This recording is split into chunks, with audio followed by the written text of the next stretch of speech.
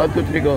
Vice, gaano ka-importante itong lakad magkakaibigan na hinost ng Manila?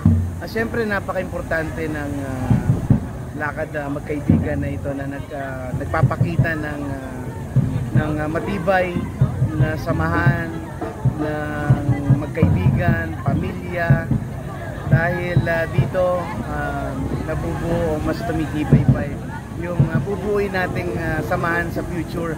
At dahil naman ang pagkakaibigan na ito, hindi lang naman ngayon ito libo ng taon ang nakalipas na nagpapalitan na ng komersyo, ng mga magagandang ideas sa pagninegosyo, ang mga kababayan natin Pilipino at ang ating mga Chinese, at parte na ng kultura natin, kung anong kultura ng China na nabuhay dito sa Maynila, dahil nasa atin sa Maynila ang pinaka-oldest Chinatown at pinakamalaking Chinatown, na dito po yan sa Maynila, at naging malaking tulong ang kanilang pagninegosyo dito para sa ating ekonomiya.